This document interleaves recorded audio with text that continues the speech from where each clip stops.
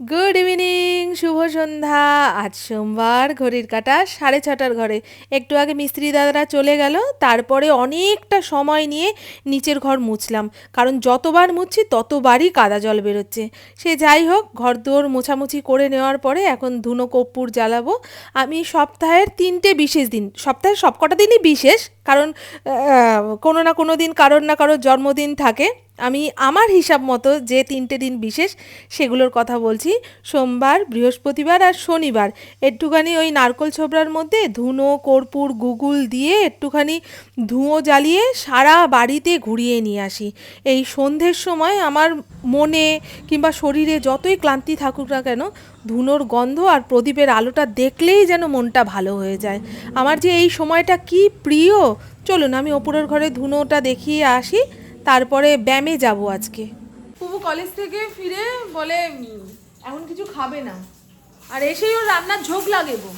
যেদিন বাড়িতে থাকে সেদিন কিচ্ছু রান্না বাড়ি করবে না, কলেজ থেকে ফিরে এসে নিজের হাতে কিছু রান্না বান্না করে নিয়ে খাবে। এখন পনিরের তরকারি করবে, তারপরে রাতে ভাত খাবে। এখন পকোড়া খাবে। তা যদি বলতো মা আমাকে খাইয়ে দাও, তাহলে খাইয়ে দাইয়ে দিয়ে যেতাম। কেন শুক্রবার দিন করে খাবি, সপ্তাহের একটা দিন ফিক্স রাখবি যেদিন বাইরে খাওয়ার খাবি। প্রত্যেকটা দিন হলে দেখবি প্রত্যেক দিনই খাওয়া হচ্ছে, তাই না গো? তো চলুন, আমার 8:30 থেকে ক্লাস।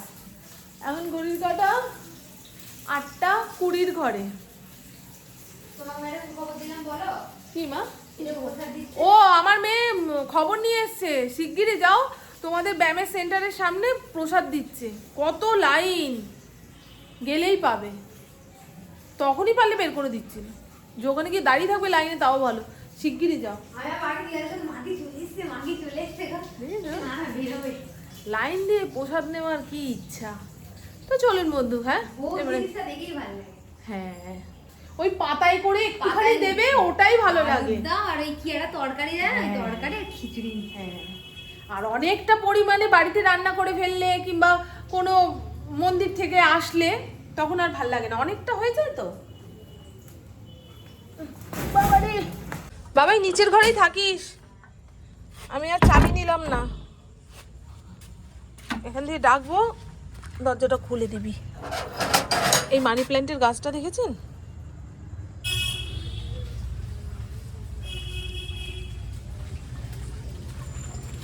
Tata tata. ও আজকে তো শ্যামসুন্দর মন্দিরে পুজো।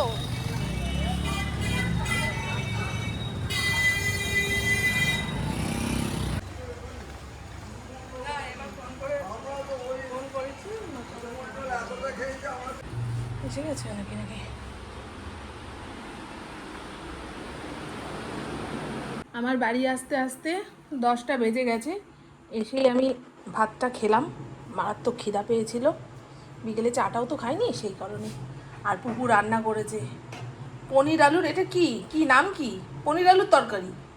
হ্যাঁ, পনির আলুর কিছু একটা। হ্যাঁ, আমাকে বলছে মা দেখো কালারটা কি এনেছি। ব্লিঙ্কিট থেকে কাশ্মীরি রেড চিলি পাউডার, দই, কাজু বাদাম সব অর্ডার দিয়ে তারপর রান্না হলো।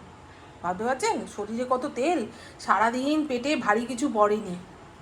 ওই সকালে পাস্তা বানিয়ে দিয়েছিলাম, আর কলেজে টিফিন নিয়ে গেলে তো জানেনই, খাচ্ছে কি না খাচ্ছে সে ক্লাসের ওপরে নির্ভর করে। তা খালি পেটে ধৈর্য ধরে রান্না করে এখন ভাতের থালা নিয়ে বসছে।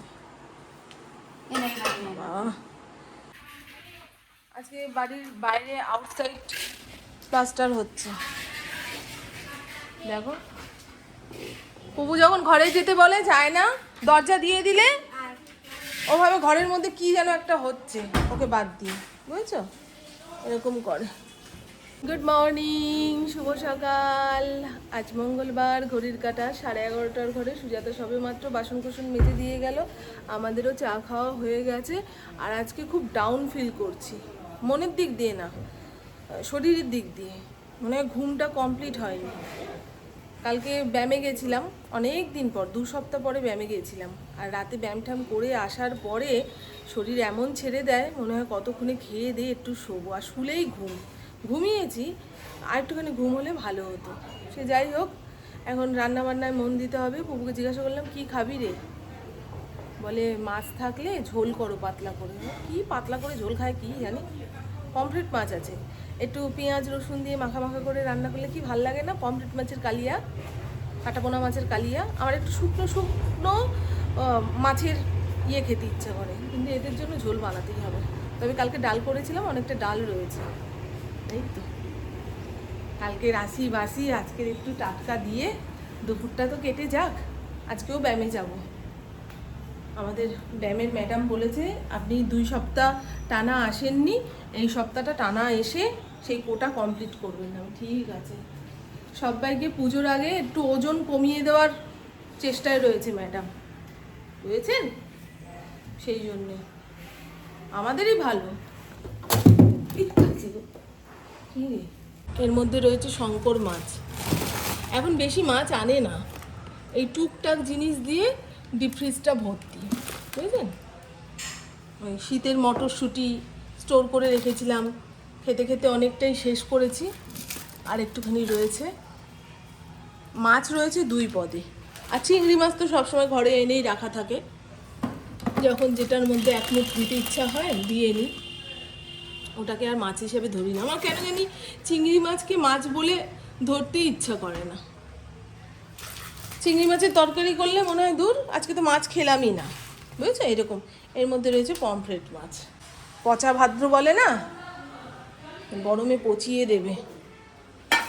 তবে পচা ভাদ্র না বলে যদি আমরা বলি শরৎকালের শুরু, তাহলে দেখবেন মনটা অনেক ভালো লাগে, কথাটা শুনতেও ভালো লাগে। কথাটাই তো আমাদের শিখতে হবে, ওটাই তো খামতি রয়েছে গো। যারা সুন্দর করে কথা বলতে পারে তাদের জয় সর্বত্র, তাই না বন্ধু? থাক, হ্যাঁ, একটুখানি বরফটা ছেড়ে গেলেই প্যাকেট থেকে বের করে জলের মধ্যে দিয়ে দেবো, মাছ দেখবেন লাফাবে। সকালের চাটা পুপুই বানিয়েছে। আমি বলছি না, আমার চোখ থেকে ঘুম কাটছে না, তাকিয়ে দেখতে পাচ্ছি না, এইভাবে চোখ বন্ধ হয়ে আসছে। পুপু বলছে দাঁড়াও মা, আমি চাটা বানাচ্ছি। পুপু যেদিন যেদিন কলেজ যায়, তারপরের দিন সকালে ওর শরীর চলে না। কালকে কলেজ গেছিলো, তাও বলছি মা দাঁড়াও আমি চাটা বানাচ্ছি। ঘরে মেয়ে থাকার এই এক সুবিধা, তাই না? একটা টাইমের পর মায়ের কষ্ট মেয়েই বোঝে, মেয়েই হয়ে যায় মায়ের বন্ধু। যাদের ঘরে মেয়ে আছে তারা হলো ভাগ্যবান। না, ছেলের মায়েরাও ভাগ্যবান। এখন ছেলের মায়েরাও ছেলেদের এত সুন্দর কাজকর্ম শেখায়। পমফ্রেট মাছ ভেজে তুলে নিয়েছি, হাতুড়ি পেটার আওয়াজ কমেছে বলে আপনাদের সঙ্গে কথা বলছি। আর ভেবেছিলাম পমফ্রেট মাছটা একদম পেঁয়াজ রসুন দিয়ে মাখা মাখা করে রান্না করব। তারপরে ভাবছি ঝোল না হলে মাছের স্বাদ তো আবার ওরা পায় না, বুঝেছেন? মাছ মানে মাছের ঝোল। তা গাঠি এনেছিল আগের দিন, তরকারিতে দিয়েছিলাম, সে মোমের মতন গলে গেছে, এত ভালো গাঠি। তা কয়েকটা গাঠি একদম চিকন চিকন করে কেটে নিয়েছি, পমফ্রেট মাছের ঝোলের মধ্যে দেবো। ঝোল না, মাখামাখাই করব, তবে একটু ঝোল ঝোলও রাখবো, গা মাখা যাকে বলে। আর এখানে আলু কেটে নিয়েছি, যদি 2 বেলা হয়ে যায় তো ভালো কথা, আর না হলে রাতে তো পুপু মাছ খাবে না, নিজের জন্য একটু কিছু করে নেবে। মেয়েটা এখন একটু একটু করে রান্না করতে শিখেছে, তাই চিন্তা গেছে রাতে ও কী দিয়ে খাবে না খাবে সেই নিয়ে আর ভাবি না। ইচ্ছা হলে নিজের মন মতো কিছু রান্না করে খেয়ে নিতে পারবে। গাঠিটা এমনি ঝোলের মধ্যে দিয়ে দিলে লড়লড়ে হয়ে যায়, মানে হড়হড়ে হয়ে যায়, তাই একটু তেলের মধ্যে নেড়ে চেড়ে নিচ্ছি। শুনুন, আমি একটা ভালো স্টোরি শুনছি। পুপু আমাকে সাজেস্ট করলো, মা এই যে লাশ কাটা ঘরের দেবতা, এই অডিও স্টোরিটা শোনো, খুব ভালো লাগবে, সত্যিই খুব ভালো। কিন্তু রান্নার সময় এগুলো আমি শুনতে মোটেও ভালোবাসি না। আমার রান্নাবান্না কমপ্লিট হয়ে গেছে। আসো আসো, কোথায় গেছিলা? ও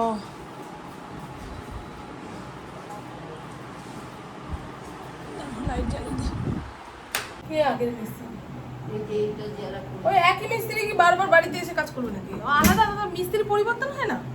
মা বলছে আগের মিস্ত্রি আসে। মায়ের সঙ্গে খাতির হয়ে গেছে তো, ওই জন্য মা খোঁজ করছে, বুঝেছো? এই বউটা তো আলাদা। সেই কথাই বলবো। তো চলুন বন্ধু, আমার মাকে একটু দেখিয়ে আনি। চল। তুমি কি জানো আমাদের বাড়িতে কাজকর্ম যে চলছে, ভাঙাভাঙি? হ্যাঁ হ্যাঁ, তো জানি না। আমার মা ও জানে। আমার সূর্য বলছে কি, ও মা আমি ইয়েতে দেখেছি, ইউটিউবে দেখেছি হ্যাঁ যে ঘরগুলো ভেঙে ফেলেছে। চলুন ঘরটা মাকে একবার দেখিয়ে নিই। মাকে বললাম দুপুরে যখন এসছো খাওয়া দাওয়া করে যাও, বলে না ভাত রান্না করে এসছি। হ্যাঁ ওই ভাত ফেলাইতে কষ্ট হয়, আমি বাড়ি গিয়েই খাবো। ও মা মাছের তরকারি নিয়ে চলে যাবা। তাই দিস তো। হ্যাঁ সূর্য দেবতা আর তুমি ভাগাভাগি করে খেয়ে নেবা। মা তো সূর্যের সঙ্গে খেতে বসে, বুঝতে পারছি তো মায়ের মনটা টাউটাও করছে। মা এখান থেকে একা খেয়ে চলে যাবে, ওখানে ওনার ছেলে 4:30টার সময় স্কুল থেকে ঘেমে নিয়ে ফিরবে। তার থেকে দিয়ে দিই, মায়েরও মন শান্তি, আর দুজনে একসঙ্গে বসে খেলে পেটও শান্তি। বাকিটা তো হয়ে গেছে। সব হয়ে গেছে, এখন খালি গৃহপ্রবেশ বাকি। ঠাকুর ঘর এটা হ্যাঁ আমার মন্দিরটা লাগলো না। বলছি আজকে বলে মার্বেল মিস্ত্রি যাবে ওই ঠাকুরের আসনটা খুলতে। চেনা চেনা মানুষ এটা। কিন্তু হ্যাঁ বুঝতে পেরেছি, মা চিনতে পেরেছে। হ্যাঁ পুকুরে খেয়েছে তো। না না কোথায় ন্যাকড়া? একরা, ও মা আমি আমার বাড়ি ফড়িং আছে বলে সব দোষ ফড়িং এর। খেতে জানো না। ন্যাকড়াটা গুটিয়ে পড়ে আছে বলে তোর ফড়িং পটি করে গেছে, বলো তো। পুকুরে রান্না করো। হ্যাঁ ভালো লাগে, ভালো লাগে। এই দেখো। চলো ঘরে। হ্যাঁ সেদিনকে তো মামি এসেছিল। দেখুন বন্ধু, আমার ঠাকুর ঘরে এই কয়জনই ঠাকুর দেবতা ছিলেন, কিন্তু এ মাথা থেকে ওই মাথা পর্যন্ত বসানো ছিল বলে মনে হতো কত দেবতা, 33 কোটি দেবতার পুজো একসঙ্গে করছি। না গো বন্ধু, এই দেখো একটু ছোট জায়গায় সাজিয়ে গুজিয়ে রেখেছি বলে দেখুন, ওর মধ্যে সাজিয়ে হ্যাঁ। দিয়ে রাখলো। নাহলে লোকে ভাবে এই এত ঠাকুর ওইটুকু জায়গার মধ্যে কি করে বসাবে। এই তো, কিন্তু আমাদের শিবলিঙ্গ অনেকগুলো হয়ে গেছে। সেদিনকে ঠাকুরমশাই এসেও বলে গেলেন যে ঘরে শিবলিঙ্গ এত বড় রাখার উচিত নয়, তাহলে তার পুজো রাখা উচিত নয় না, এত বড় শিবলিঙ্গ রাখলে তার সেবার্থী এই এত বড় মতনই করতে হয়। আমরা সংসারী মানুষ তো ওনার অত ভালোভাবে যত্নার্থী করতে পারবো না, সেজন্য ঘরে এত বড় শিবলিঙ্গ না রাখাই ভালো। মোটামুটি ওই যে এক বেগদা টাইপের, মানে উনি এইভাবেই বোঝালেন যে এক বেগদানা কত মাপটা, সেই শিবলিঙ্গ ঘরে রাখতে হয়, আর এই শিবলিঙ্গ মন্দিরে পুজো পাওয়ার মতন। এই হলো পমফ্রেট মাছের ঝোল, মানে অল্প ঝোল রেখেছি, গাঠি কচু আলু দিয়ে। নামানোর আগে ধনেপাতা দিয়েছি, ভাজা মশলা দিয়েছি, দারুণ হয়েছে। মাকে মাছটা তুলে দেওয়ার আগে বারবার মনে করছি পেঁয়াজ রসুন কিছু দিই তো, পেঁয়াজ রসুন কিছু দিই তো। আমার মা তো পেঁয়াজ রসুন এই সমস্ত খায় না, সেই কারণে। আর এই হলো উচ্ছে আলু ভাজা, সুন্দর করে ভেজেছি, গোটা পোস্ত ছিটিয়ে দিলে আরও ভালো হতো।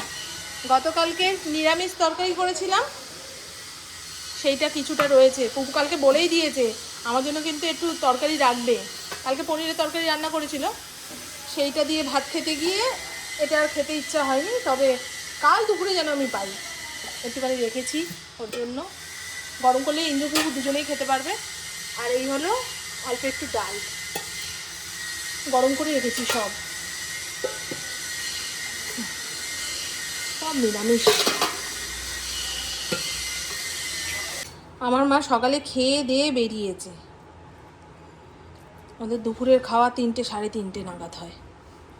এত তাড়াতাড়ি মাকে ভাত দিলে মা খেতেও পারবে না, বেকার। মাছ দিয়ে দিই।